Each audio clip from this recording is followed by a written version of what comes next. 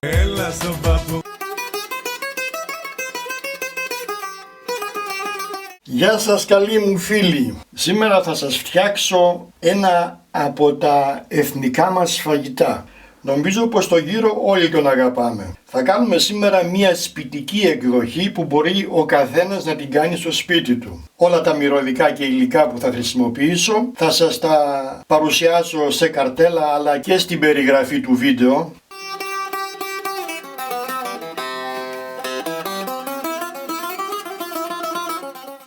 Επιλεγμένα μυρωδικά και μπαχαρικά και θα ξεκινήσουμε από το να φρεσκοτρίψουμε τα μπαχαρικά μας. Ό,τι είναι για να το αλέσω θα το ρίξω εδώ μέσα, δηλαδή κολιάνδρο και μαύρο πιπέρι.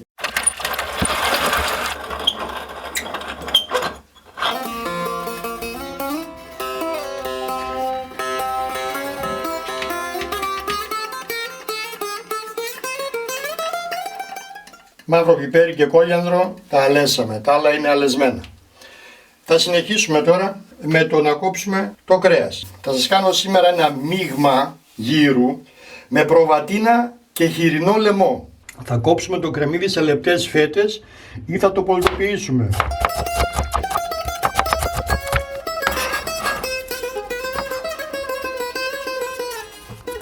Αυτά τώρα που ετοιμάζουν τα υλικά για τη μαρινάδα. Θα ψιλοκόψουμε και την ντομάτα ή θα την πολτοποιήσετε μαζί με το κρεμμύδι, όπως θέλετε.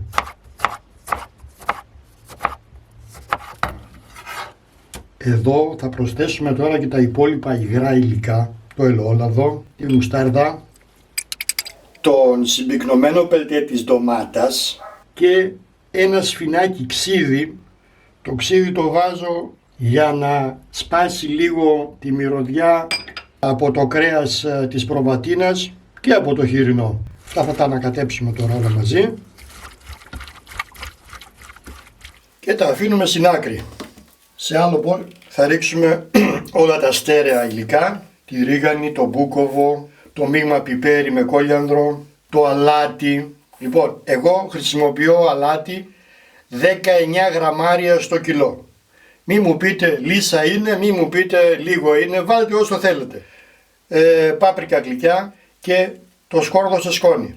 Οι αναλογίες που σας δίνω στη συνταγή είναι για 1 κιλό κρέας. Εγώ θα κάνω 2 κιλά, οπότε έχω τα διπλά υλικά. Θα ανακατέψουμε τώρα και τα στερεά μυρωδικά μας και έχουμε τα υλικά για τη μαρινάδα έτοιμα. Πάμε στο κρέας.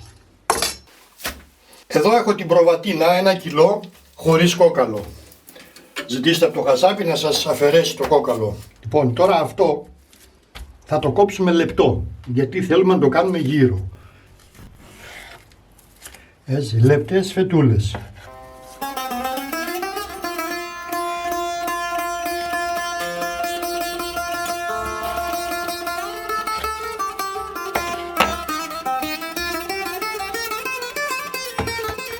Η προβατίνα έτοιμη. Να και το χοιρινό. Λαιμός. Λαιμός χοιρινός. Αν προτιμάτε κάποιο άλλο μέρος μπορείτε να βάλετε πλευρά, παράδειγμα. Μπορείτε να βάλετε σπάλα. Έτσι, ό,τι σας αρέσει. Θα το κόψουμε και αυτό σε λεπτές φετούλες. Έτσι.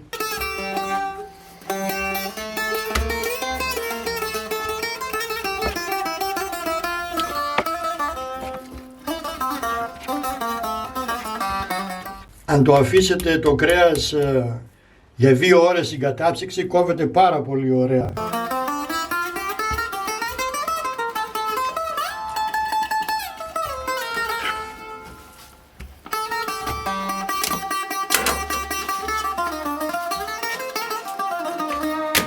Θα ανακατέψουμε τα κρέατά μας να γίνει ομοιόμορφη κατανομή. Προβατίνα και χοιρινό. Μπορείτε να βάλετε μόνο χοιρινό. Θα προσθέσουμε μπαχαρικά.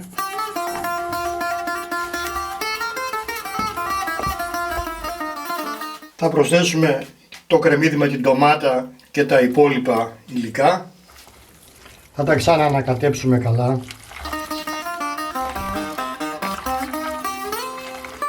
Αυτά τα βαρελάκια, τα κουβαδάκια, νομίζω όλοι τα ξέρετε. Εδώ μέσα είχε γιαούρτι 1 κιλό. Λοιπόν, αυτά τώρα θα τα χρησιμοποιήσω για να βάλω μέσα το γύρο και θα τα βάλω στο ψυγείο μέχρι αύριο. Θα μαριναριστεί λοιπόν για 1 νύχτα τουλάχιστον. Εντάξει, αν το βιάζεστε και μετά από 1 ώρα μπορεί να ψηθεί. Αλλά καλά είναι να μείνει 1 νύχτα.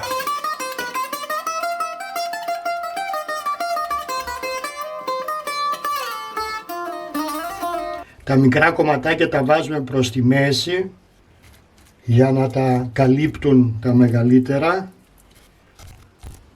Έτσι ρίχνουμε ενδιάμεσα και τα κρεμμυδάκια, ντοματούλα, το πιέζουμε καλά προς τα κάτω, να μην έχουμε κενά.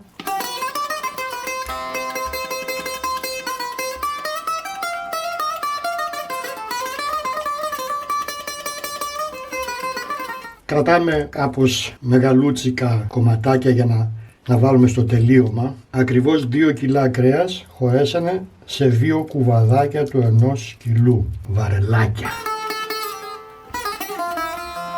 Εκεί είμαστε.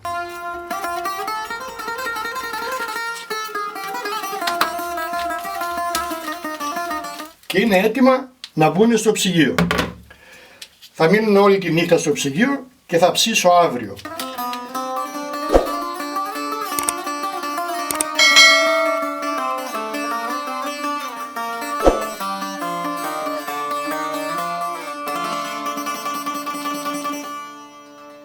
Εδώ είμαστε πάλι. Το κρέας έχει μείνει από χθες στο ψυγείο. Έχει μαριναριστεί και σήμερα θα το ψήσουμε. Θα σας δείξω τώρα την διαδικασία πώς ακριβώς θα γίνει. Λοιπόν, παίρνουμε ένα καλαμάκι, σουβλάκι και το περνάμε ακριβώς στο κέντρο.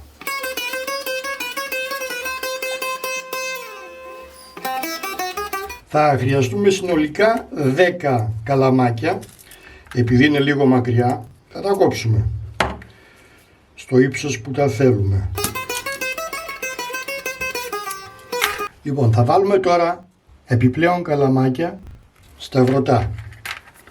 Έτσι ακριβώς όπως το βλέπετε. Αν δεν έχετε καλαμάκια ξύλινα, μπορείτε να χρησιμοποιήσετε και μεταλλικά. Επειδή και το μεσαίο είναι μακρύ, θα το κόψουμε γι' αυτό στο ίδιο ύψος με τα υπόλοιπα. Τώρα θα πάρουμε το ένα το βαρελάκι, θα το πιέσουμε λίγο έτσι γύρω γύρω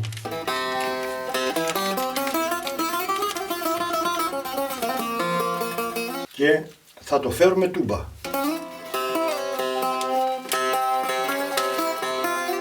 Μόλις πάρει μέσα αέρα θα βγει μια χαρά. Έτσι ακριβώς.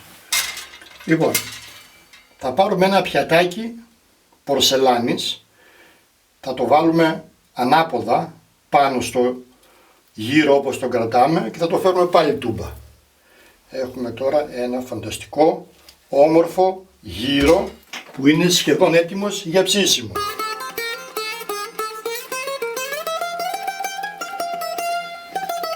Το πιατάκι με τον πάτο προς τα κάτω το γυρίζουμε και έχουμε τη βάση μας έτοιμη. Τώρα αφού πάντα εμείς κάνουμε και κάτι για το μάτι, έτσι δεν είναι, θα πάρουμε μια ντοματούλα και θα την καρφώσουμε στο καλαμάκι το μεσαίο. Και για να μην είναι όλα ίδια θα πάρουμε και ένα κρεμμυδάκι και θα το βάλουμε στο άλλο καλαμάκι το μεσαίο. Και έτσι έχουμε μια πάρα πολύ ωραία εικόνα, θα έλεγα. Επειδή όμως δεν έχουμε γυριέρα περιστρεφόμενη για να το ψήσουμε, θα το ψήσουμε στο φούρνο. Πρέπει να ακολουθήσουμε μια διαφορετική διαδικασία.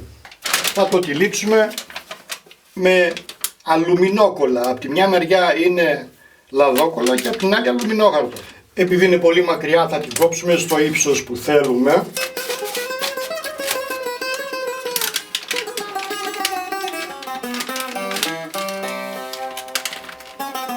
Και θα το στερεώσουμε με οδοντογλυφίδες.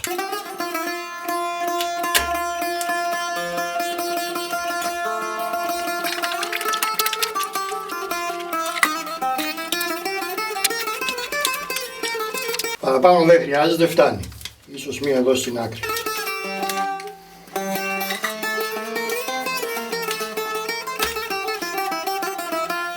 Το ένα έτοιμο.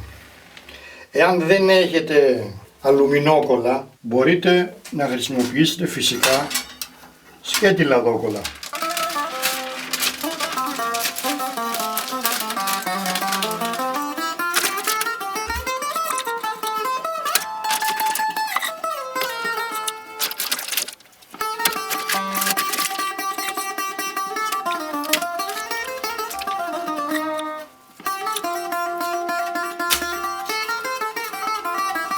Έτοιμο και το δεύτερο. Θα πάρουμε τη λαμαρίνα του φούρνου, στην οποία λαμαρίνα έχουμε τοποθετήσει τη σχάρα από πάνω για να βλέπουμε τι ακριβώς θα κάνουμε. Και τώρα θα χρειαστούμε σπαγκάκι. Σπαγκάκι, γιατί αν το αφήσουμε έτσι να ψηθεί με την υψηλή θερμοκρασία που έχει ο φούρνος και το κρέας θα αρχίσει να μαζεύει, θα πέσει από το πιάτο. Άρα λοιπόν θα το δέσουμε να μην μας φύγει. Θα το περάσουμε εδώ στο πρώτο καλαμάκι.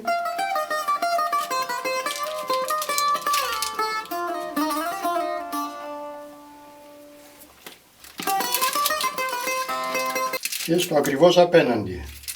Πάμε στον επόμενο. Τώρα αν κάνετε μόνο ένα, εννοείται ότι θα το βάλετε στη μέση.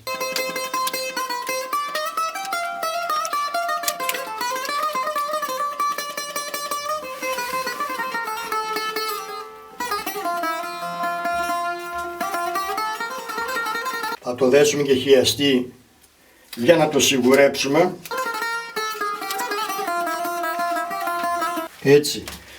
Τώρα δεν μπορεί να πάει πουθενά. Έχει σφίξει, μια χαρά. Θα κάνουμε το ίδιο και με τον άλλον που είναι στη λαδόκολλα. Έχει σταθεροποιηθεί, δεν μπορεί να πάει πουθενά. Έτσι. Το ψήνουμε όπως είναι, μια χαρά στο φούρνο. Θα ρίξουμε νερό στο κάτω ταψί, να μην καίγονται τα λίπη που θα στάζουν.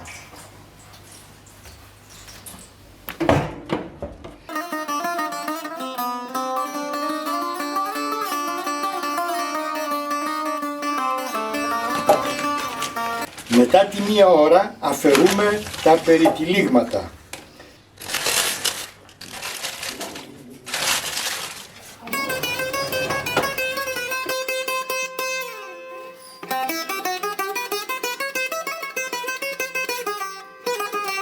Το πρώτο κρεμμύδι και η ντομάτα που έβαλα, καήκανε, έβαλα καινούργια. Κόβουμε λίγο από αυτό που έχει ψηθεί. Τέλειο.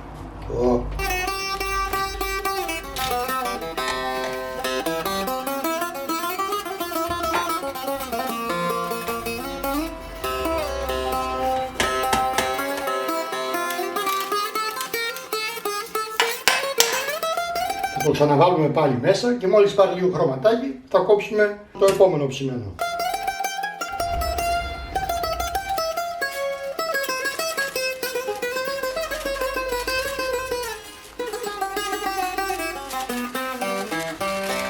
Το βάζουμε σε ένα πυρέξ ή σε ένα ταψάκι, όσο ψήνεται το υπόλοιπο, το κλείνουμε και το διατηρούμε ζεστό.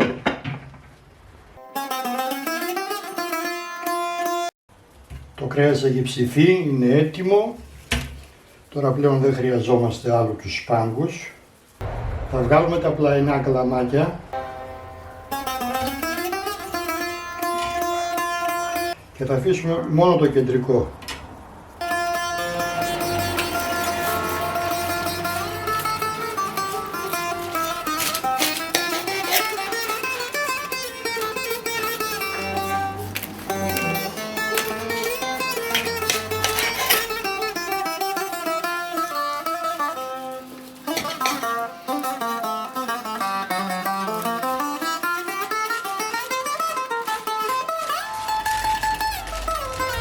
Δυο κιλά γύρος.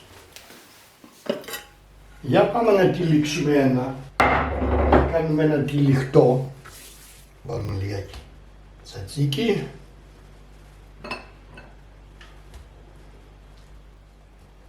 Γύρω παρακαλώ.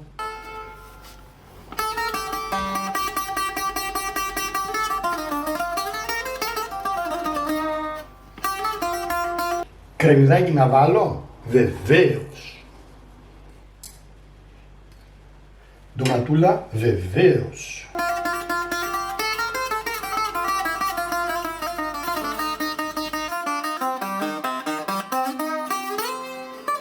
Λίγη ρίγανη. Όποιος θέλει έχουμε και λίγο σουμάκ. Έτσι λίγο να του δώσουμε μια ελαφριά οξύτητα. Όποιος θέλει, έτσι δεν είναι υποχρεωτικό.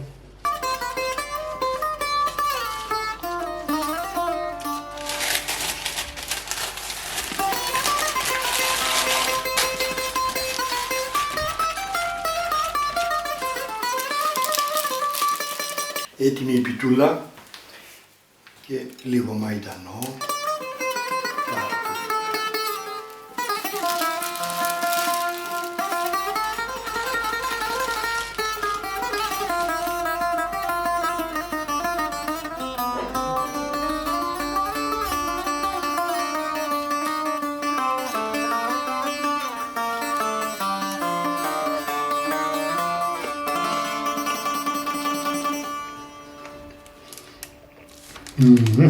Ευχαριστώ φίλοι μου που κάνατε like και συνδρομή στο κανάλι μου. Αν δεν το κάνατε ακόμη, να η ευκαιρία. Κάντε συνδρομή, πατήστε και το καμπανάκι και κάθε φορά που θα ανεβάζω κάτι καινούριο θα παίρνετε ειδοποίηση. Μοιραστείτε το βίντεο και με τους φίλους σας στο διαδίκτυο να μεγαλώσει η παρέα μας. Μέχρι το επόμενο μαγειρικό μας ραντεβού να περνάτε καλά. Και όπως πάντα, με αγάπη, Παππούς Τάσος.